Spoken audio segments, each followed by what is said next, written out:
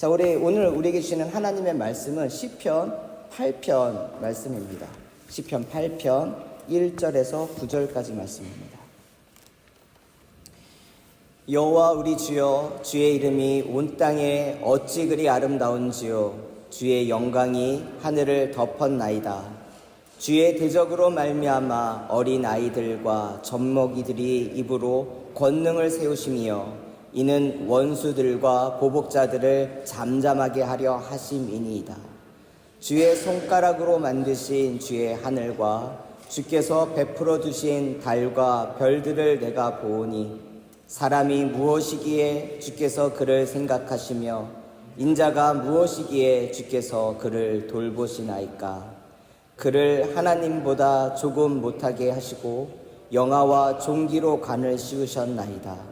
주의 손으로 만드신 것을 다스리게 하시고 만물을 그의 발 아래 두셨으니 곧 모든 소와 양과 들짐승이며 공중의 새와 바다의 물고기와 바닷길에 다니는 것이니이다.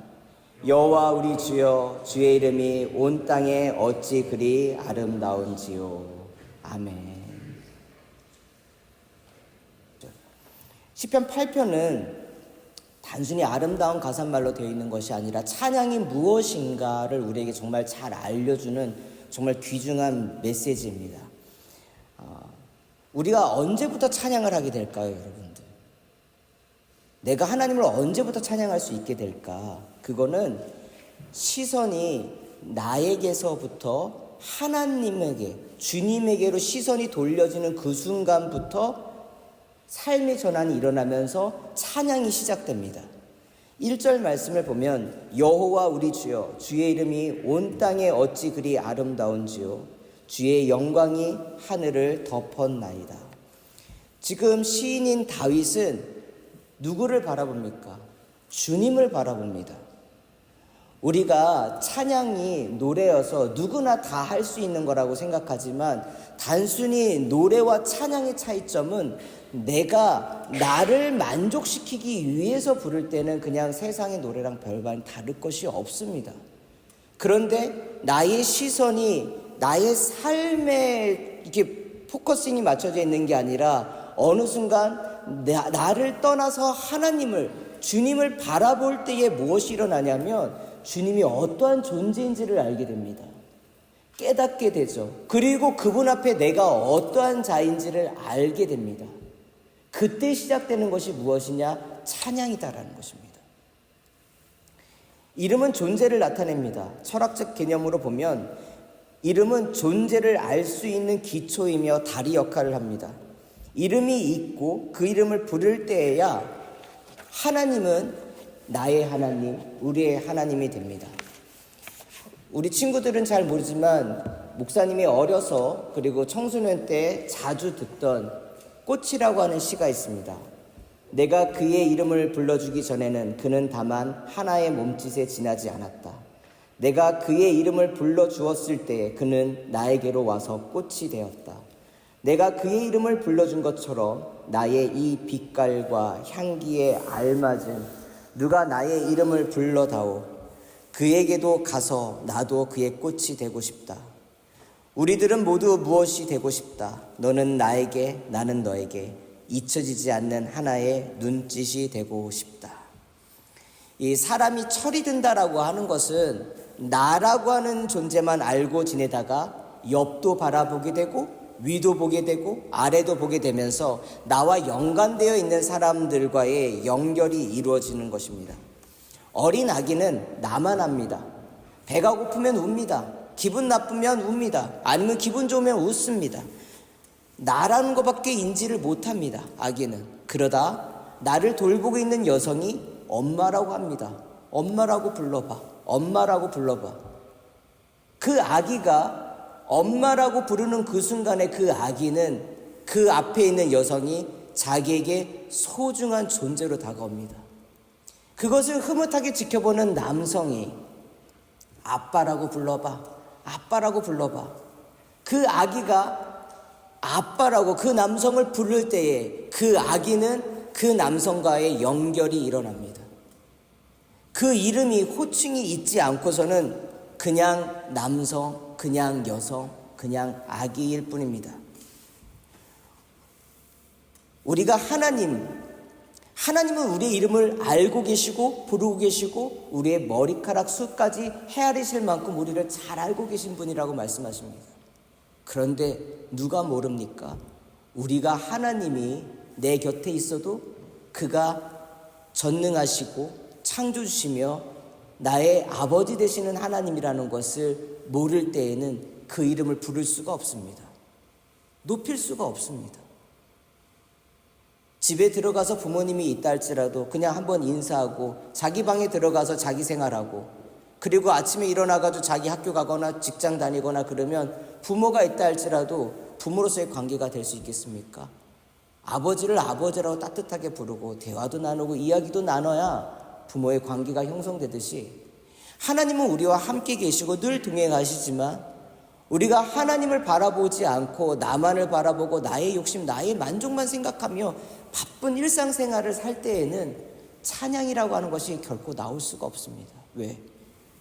하나님은 내가 그분의 이름을 불러줬을 때에 그분이 나에게를 와서 진정한 의미 있는 존재가 되기 때문에 내가 그분의 이름을 불러주지 않을 때까지는 그분은 내 곁에 항상 계시지만 여전히 내가 그분을 남처럼 대하는 서먹서먹한 관계이기 때문에 그렇습니다. 찬양이 놀라운 것은 내가 주님을 바라보기 시작할 때부터 그분을 내가 정말 잘 알지 못하지만 엄마, 아빠 부르는 것처럼 한마디 한마디 그렇게 불러가면서 그분을 알아가고 깨닫게 되고 고백하게 되는 것. 이게 바로 찬양이다라는 것입니다. 다윗은 그전까지 하나님을 부르고 있었고 높이고 있었죠.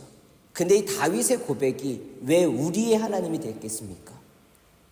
다윗이 고백하던 그 마음 그처럼 동일하게 고백할 수 있는 사람들이 생겨나는 겁니다. 마치 우리들처럼 말이죠. 제가 하나님을 찬양하고 높이는 것처럼 여기서 여러분들이 예배드리면서 하나님을 높이고 찬양하는 마음이 저는 같다라고 생각합니다.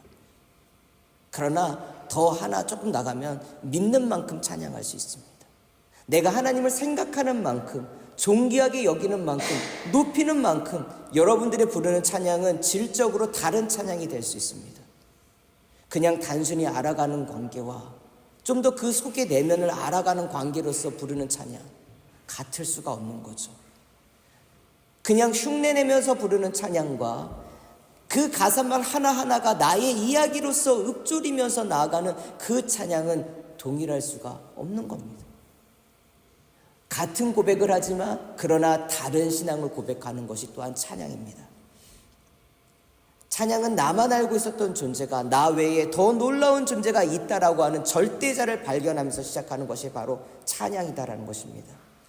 근데 이렇게 시작된 찬양은 여러분들 놀라운 힘을 갖고 있습니다. 우린 그것을 알아야 됩니다. 2절 말씀입니다. 주의 대적으로 말미암아 어린 아이들과 젖먹이들의 입으로 권능을 세우시며 이는 원수들과 보복자들을 잠잠하게 하려 하심이니이다. 예수님께서는 마태복음 21장 16절에 이 시편 8편 2절 말씀을 인용해서 바리새인들과 서기관들을 향하여 이렇게 말합니다. 세 번역으로 읽겠습니다. 예수께서 말하였다. 당신은 아이들이 무엇라 하는지 듣고 있소? 예수께서 그들에게 말씀하셨다. 그렇다.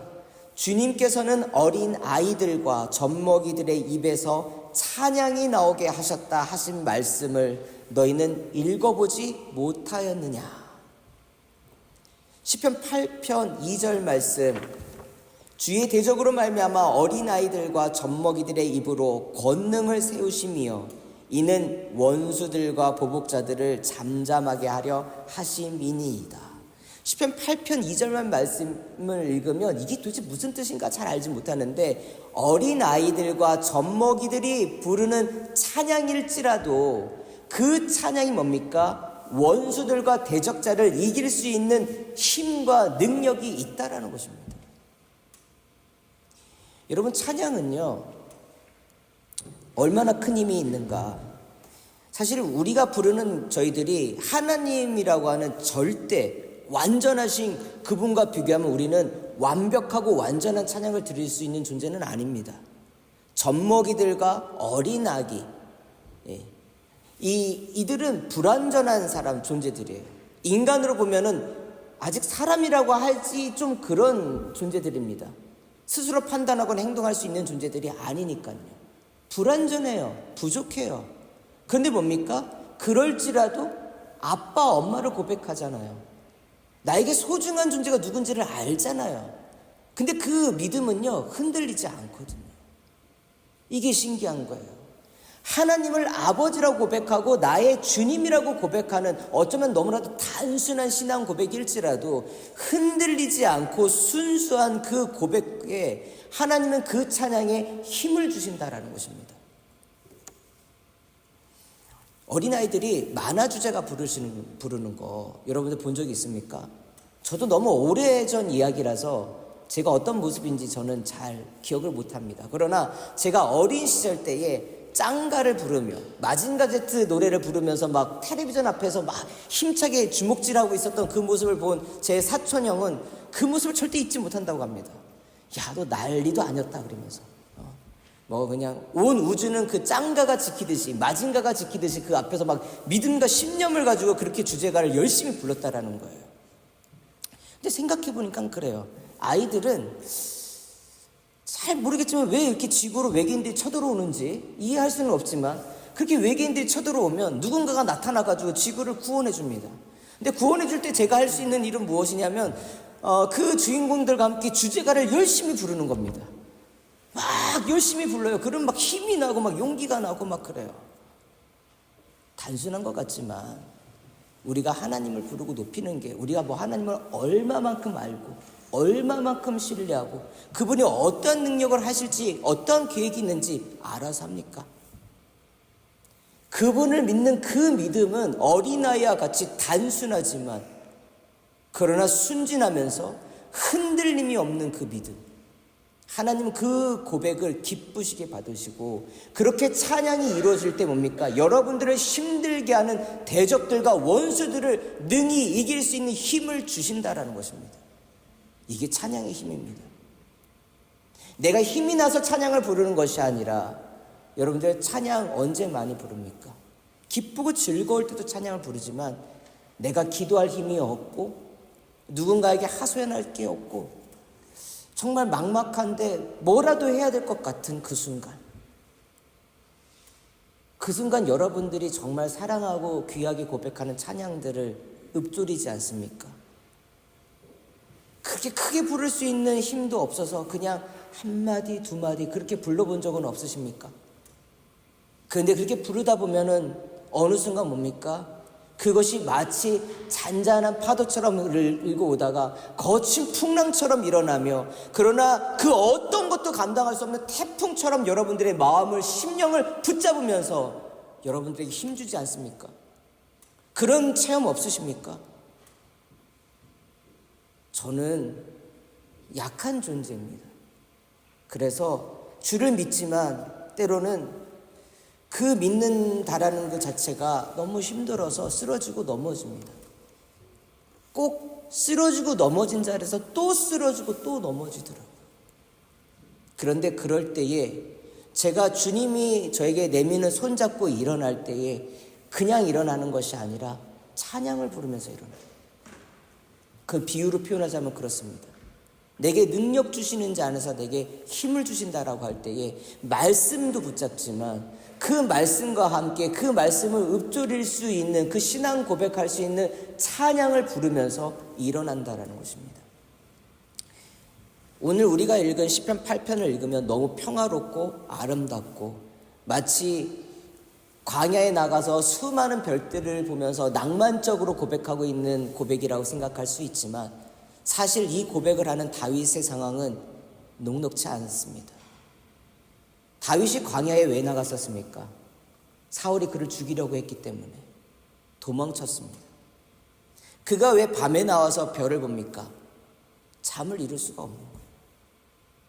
야, 별이 참 아름답다 이게 아니라 아침부터 해가 질 때까지 마치 사냥꾼이 잡으려고 하는 그 사슴이 정말 여기저기 도망다니고 몸부림치며 도망다니고 정말 힘써서 바짝 긴장을 그냥 돋우면서 그렇게 하루를 보내듯이, 그 사냥꾼을 피해서 살듯이 그렇게 하루를 보내고 왔는데, 밤에 잠을 자야 되는데 잠을 잘 수가 없어요. 자다가 잠을 이게 깊게 이루지 못하니까 어떡합니까?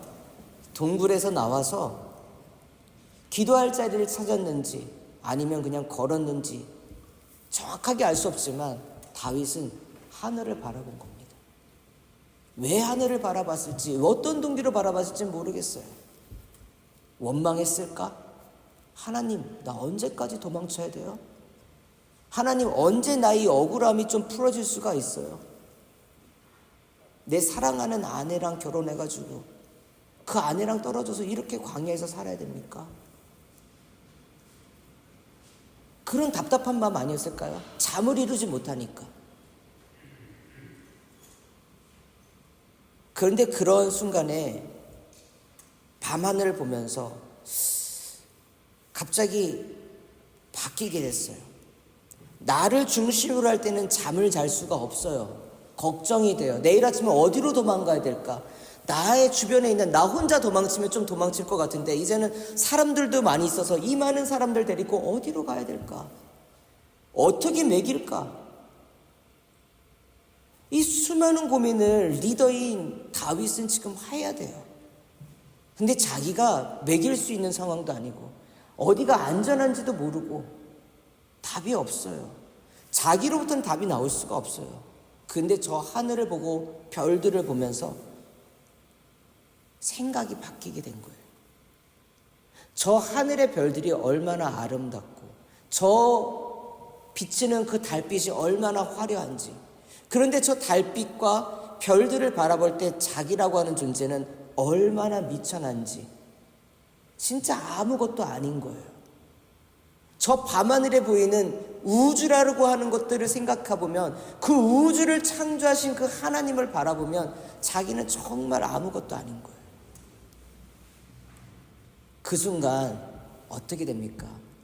내가 고민하고 걱정하지만 내 힘으로는 해결할 수 없는 이 상황 속에서 나로는 답이 나오지 않지만 나를 사랑하시고 저 별들을 나를 위해서 지으시고 저 달을 나를 위해서 지으신 그 하나님의 마음, 하나님을 주목하게 되는 겁니다. 찬양은 하나님께로 나아갈 수 있는 길을 이렇게 열어줍니다. 보게 합니다. 어린 시절 캠핑할 때에 밤하늘을 바라보면서 도시에서는 볼 수 없는 많은 별들을 볼 수가 있었습니다. 별들이 흐르는 것으로 이렇게 보이듯 하는 그런 멋있는 은하수도 볼 때도 있고, 별들을 바라보면 그 빛이 반짝반짝 빛나다가 갑자기 사라지기도 하고, 다른 옆에 없었던 자리에 별들이 다시 깜빡깜빡거리기도 하고, 별들이 마치 흔들리듯이 막 이렇게 하기도 하고, 그런 걸 보면서 우주를 상상하고, 우주를 상상하다 보면 그것을 창조하신 하나님이 얼마나 위대하신지를 누가 알려주지 않아도 깨닫게 되는 그런 순간들을 맞이하게 됩니다. 밤에 홀로 나가 기도하던 다윗을 상상해 봅니다. 처음에는 여호와 하나님 내 편 맞습니까? 아닙니다. 여호와는 내 편입니다. 그렇게 말씀하셨습니다. 그러다가도 다른 한편으로 주님 내 편이면 내가 이렇게 도망쳐야 되겠습니까? 수많은 씨름들을 할 거 아니에요. 하나님께서 나를 세우신다고 하셨사오니, 기름 부으셨으니 나를 세우실 것입니다. 이루실 것입니다. 근데 하나님 언제 하시나요? 이게 왔다 갔다 할 거 아니에요. 하나님께서 나와 함께 하시기 때문에 사울을 피해서 여러 번 내가 죽음의 위기 속에서 살아날 수가 있었습니다. 내일은 살 수 있을까요? 인간의 마음이라고 하는 건 약해요. 믿음이 센 것 같지만 현실의 자리를 보면 답이 나오지 않습니다. 그 순간에 다윗이 오늘 시편 8편에서 한 건 뭐냐면, 나로는 답이 나오지 않기 때문에 계속 뭡니까? 주님께만 초점을 맞추는 거예요. 주님께만. 내가 포기해야 될 것은 주님이 아니라 내가 판단하고 있는 내 생각과 내가 할 수 없는 조건들인데 내가 부여잡고 있는 것, 그건 빨리 포기해야 돼요. 내 힘으로 할 수 없는 것들이 있잖아요. 근데 그 문제가, 그 조건이 너무 중요해. 사울이 마음이 바뀌어야 되는데 내가 사울의 마음을 바꾸게 할 수 있습니까? 없어요. 지금 계속 이 경기가 너무 어려우니까 경기가 풀려야 되는데 이 경기가 풀리는 걸 내가 바꿀 수 있습니까? 안 돼요. 전쟁이 지금 우크라이나뿐만 아니라 중동에서도 벌어지고, 수에즈 운하는 갑자기 그쪽에 있는 해적들, 그 다음에 그쪽에 있는 그 종교 단체들이 일어나가지고 왜 그렇게 막는지. 그러니까 물가가 내려가려고 하다가 물가가 다시 올라가요. 이게 지금 우리가 걱정한다고 해결할 수 있는 문제가 아니잖아요. 은행 이자들은 올라요. 대출 받기는 힘들어요. 일자리는 계속 줄어들어요. 이게 우리의 현실이고 우리의 문제예요.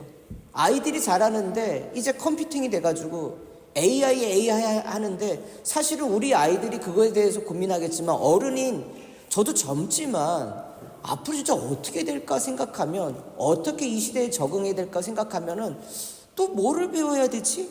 이런 생각부터 들어요. 걱정부터 듭니다. 답이 없어요. 근데 이건 내가 해결할 수 있는 문제가 있고 내가 절대로 해결할 수 없는 다른 궁극적인 영역들이 있단 말이에요. 근데 사람들은 하나님 바라보지 않으면 어떤 걸 바라보냐?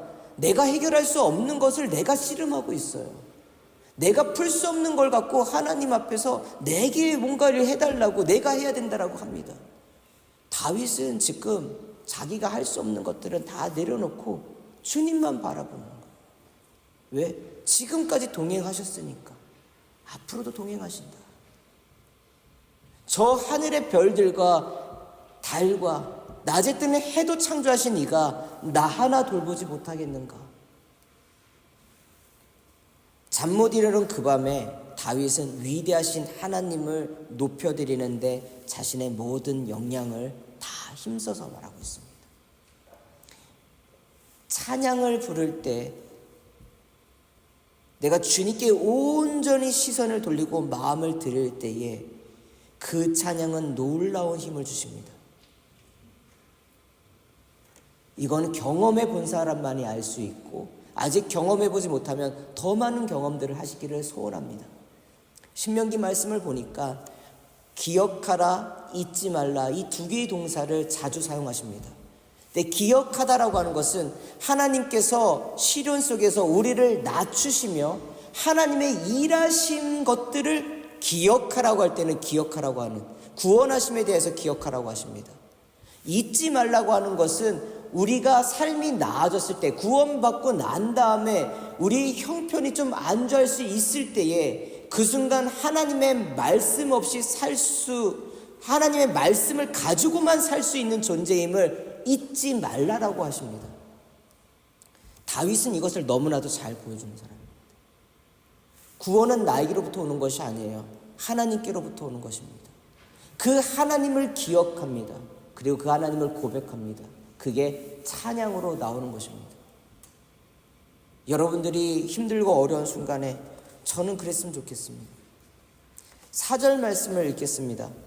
사람이 무엇이기에 주께서 그를 생각하시며 인자가 무엇이기에 주께서 그를 돌보시나이까.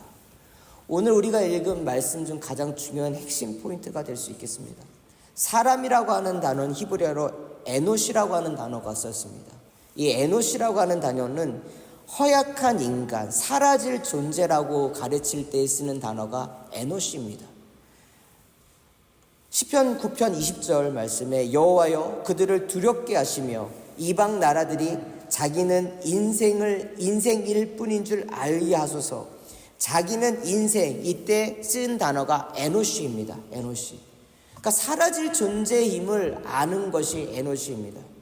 시편 144편 3절과 4절 말씀, 여호와여 사람이 무엇이기에 주께서 그를 알아주시며 인생이 무엇이기에 그를 생각하시나이까. 사람은 헛것 같고 그의 날은 지나가는 그림자 같으니이다. 에노시입니다.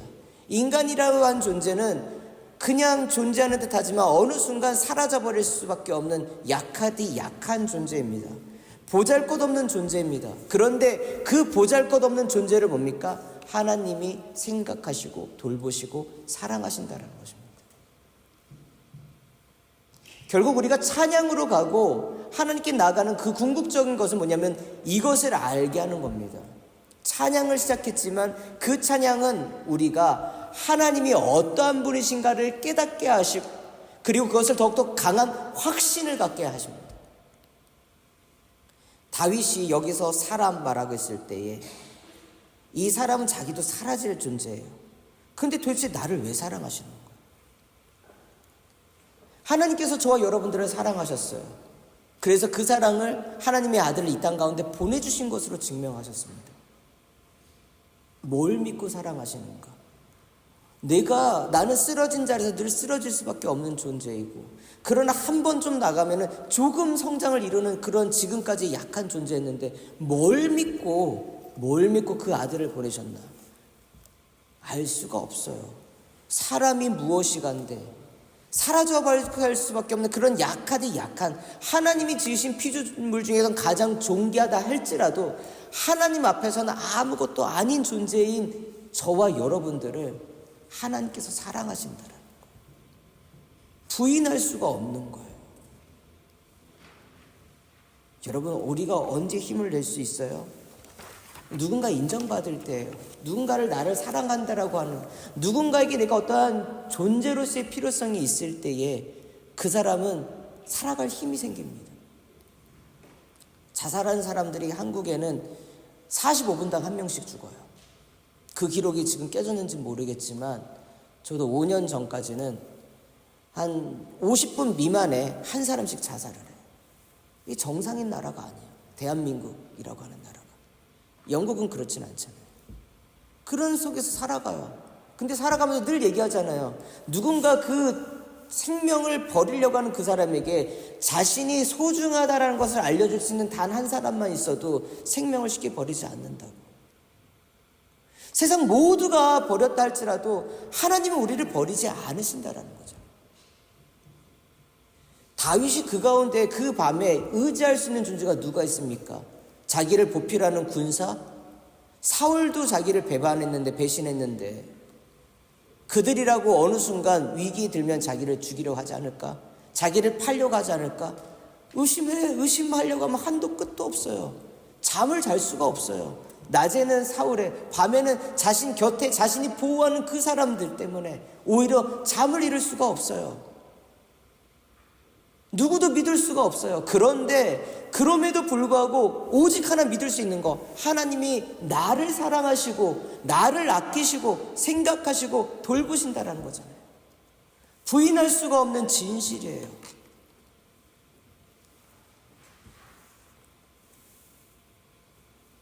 그때마다 그 순간마다 다윗이 버틸 수 있는 힘은 그거예요. 하나님 나를 사랑하신다.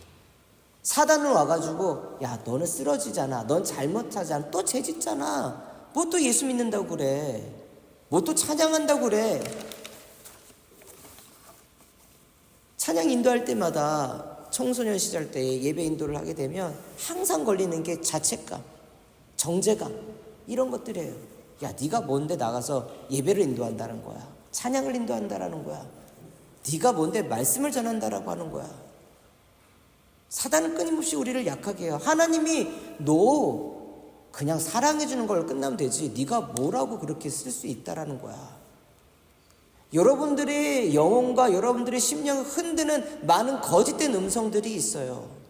그 음성들은 때로는 여러분들을 위해준다고, 격려해준다고, 내가 너를 알아, 그래 알아, 그렇게 얘기하지만 막상 아는 게 아니라 그냥 그 자리에서 좌절하고 그냥 앉아. 포기하면 쉬워, 포기하면 쉬운 거야 라고 얘기를 합니다.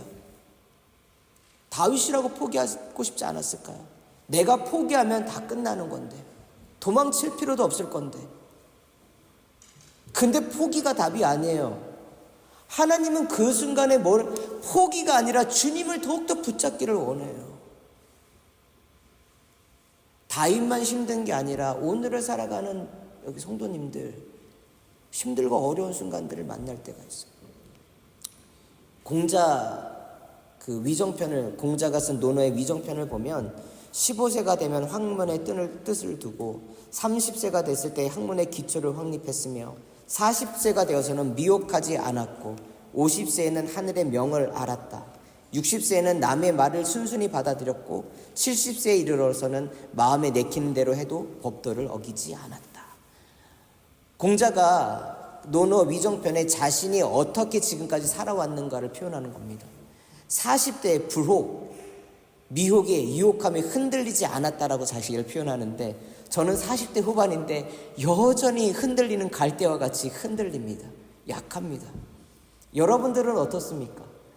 하나님의 믿음 붙잡고 산다고 하지만 여러분들, 내가 아직 40대가 아직 되지 않아서 모르겠는데요가 아니라 흔들리지 않습니까? 다윗이라고 안 읽겠습니까? 유혹 앞에 완벽한 사람은 없을 것입니다. 그런데 다윗은 그 순간순간마다 주님 바라봤습니다. 그거밖에 답이 없습니다. 속죄함을 받았다라는 것을 믿는 것으로 충분하지 않고 매 순간 주님 안에 거하려고 영적인 싸움들을 합니다. 잠을 이루지 못하는 그 밤에도 나가서 한풀이 넋두리 하는 게 아니라 주님 앞에 주님만이 나의 힘입니다라고 고백하는 것이 바로 다윗의 고백입니다. 그리고 그 고백은 다윗의 고백으로 끝나는 게 아니라 우리의 고백으로 남게 된 것입니다.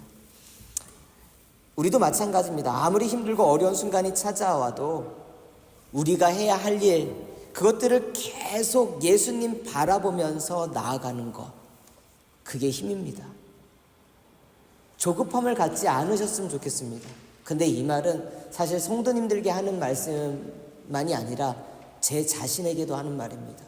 조급해지면 하나님 보지 못하고 자꾸 저만 보게 되고 상황만 보게 되고 포기하고 싶고 도망치고 싶은 것이 사람 마음이더라고요. 다윗이 분명 대단한 인물이긴 하지만 그가 처음부터 대단한 인물이 아니에요. 항상 그는 주님께서 원하시는 절대 절명의 선택의 자리에서 항상 무엇이 되든지 하나님만 선택했었던 사람이에요. 그게 답이에요.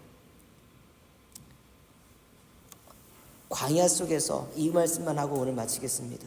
하나님 나를 얼마나 사랑하시는지, 어떻게 인도하셨는지 알 수 있는 게 뭐냐? 하나님께서 매일의 삶 속에서 만나를 주셨잖아요. 그러나 그 만나를 주신 이유는 사람이 떡으로만 살 것이 아니요, 하나님께서 주시는 말씀으로 사는 것임을 알게 하려 하심이라고 신명기 8장에 말씀하고 계셔요. 우리는 지금 내 믿는 믿음이 지금 영원할 것 같잖아요. 그게 아니에요. 이틀 3일 갈 거잖아요. 그게 아니래요. 내가 매일매일 하나님을 기억하고 생각하고 하나님만을 바라봐야지만 힘들고 어려운 순간에 하나 넘어가는 거예요. 오늘을 사는 거예요. 오늘을. 뭐 1년을 살고 2년을 살고 이게 아니라 여러분들, 하나님이 오늘 주시는 그 은혜, 오늘에 충족하며 살아갈 때에 오늘도 살고 또 내일도 그 은혜로 살고, 그렇게 하나님의 은혜 가운데 사는 겁니다. 오늘 듣는 은혜로 끝나는 것이 아니라 여러분들, 이 말씀 들었고 또 내일은 하나님께 주시는 또 내일의 은혜를 또 묵상하고 그 다음은 또 매일의 은혜를 주님만 보시라는 거예요. 한 번 보고 몇 개월간은 신앙생활 하지 마시고, 수련회 한 번 크게 막 뜨거운 은혜 받았다고 그걸로 1년 살려고 하지 마시고, 오늘 매일 주시는 은혜를 사모하면서 바라봐야지만 우리 입술에 찬양이 멈추지 않고 그 찬양에 힘을 주고 그 찬양이 계속 선순환 돼서 하나님을 더욱더 깨달아 알게 하고 하나님을 향하는 믿음을 더욱더 확고하게 합니다. 여호와 우리 주여, 주의 이름이 얼마나 크시고 놀라우신지요. 주님께서는 이 모든 것을 지으셨습니다. 그 말은 주님께서 오늘도 나를 만들어 가십니다. 주님께서 나를 창조하십니다. 주님께 모든 걸 맡겨드립니다. 힘들고 어려운 순간에 좌절할 것이 아니라 이 다윗이 부른 찬양을 여러분들 부르며 그 시련을 능히 이길 수 있는 힘, 예수 그리스도 주님 붙잡고 동행하시며 매일 살아가시는, 그리고 그분의 이름을 찬양하며 높이며 그 기쁨의 삶을 살아가시기를 축복하면서 오늘 말씀 마치겠습니다.